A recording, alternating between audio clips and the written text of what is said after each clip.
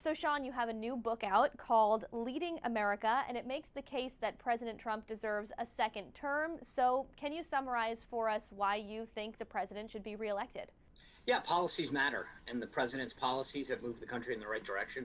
Whether it's his appointments of Supreme Court justices and other justices up and down the federal bench, whether it's cutting taxes and regulations, improving the military and veterans care, everything that he said he was going to do, from pulling out of certain agreements to revising trade agreements, he's done. And then also, I think that they've benefited American workers and communities.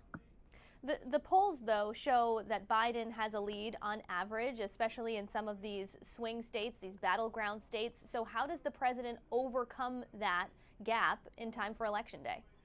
It's a great question, Kim. I mean, the president, look, we were down in 2016, but I think two things are important. Number one, the polls show momentum and direction more than anything else. And what's happening right now is if you look in those key battleground states, whether it's Pennsylvania, Florida, Michigan, Wisconsin, Nevada, they're all moving in the right direction. Number one. Number two is I've always believed that mechanics matter.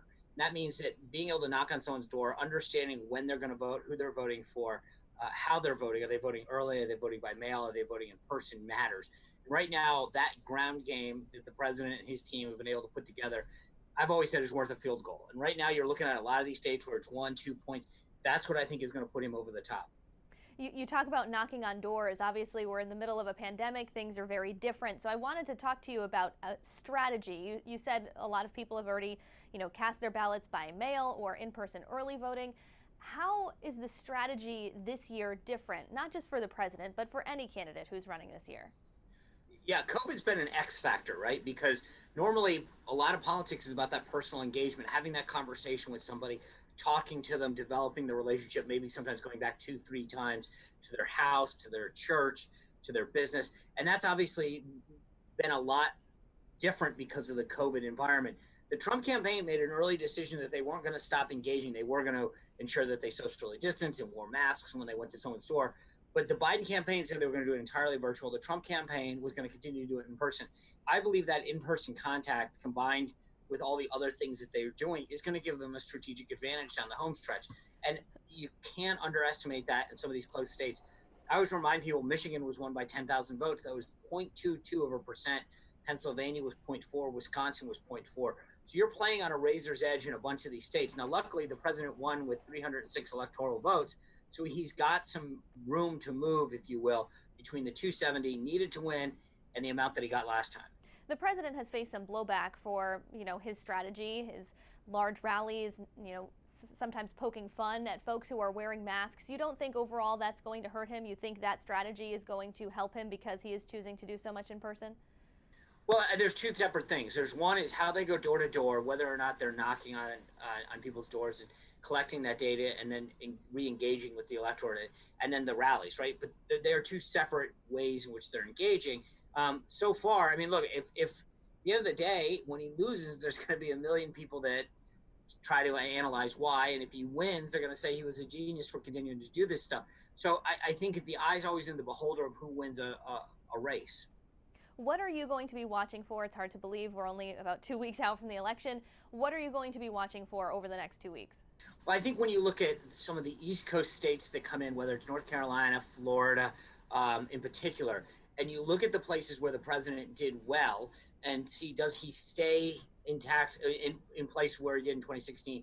Or you look at a place like Broward or Miami-Dade, where the president is actually exceeding where he normally wouldn't do well. And the question is Biden doing better or worse than Hillary Clinton? Is the president doing better or worse than he did in 2016?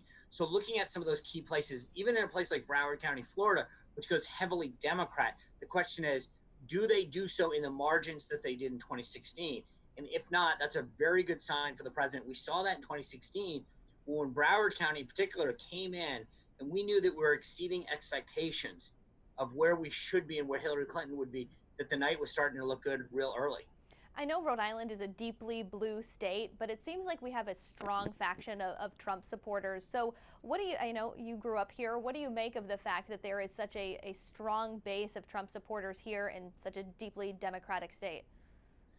Well, look, Rhode Island's a working class state. And for a lot of these folks, whether you're a longshoreman or you're a restaurant worker, people there understand that governments overlook them a lot of times, that trade agreements always haven't taken working class people into consideration. And so the president's fought hard for them. You look at what he's done for the fishing industry and for the longshoremen, and there's a lot of people that recognize that they might have been overlooked in the past, but this president's been able to fight for them and their industry and their job, and it means a lot. I don't think we're going to win Rhode Island, but I also think that you saw last time a pretty decent showing, and it's more fervent than it's ever been before.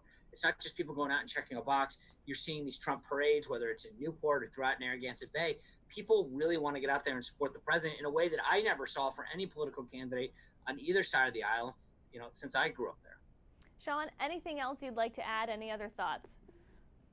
No, well, I mean, I will say that, look, part of the reason I wrote the book that I did is to explain what's at stake, not just in this election, but in society. And when you look at how Hollywood, academia, big tech, big media, over the last couple of weeks, we've seen a lot of this come to fruition. And part of what people have to understand is whether you're on the right or the left, is what the forces are that are driving all of those different institutions. And getting an understanding of how they operate, I think, is important to every single American. Sean Spicer, thank you so much. You bet. Thanks, Kim.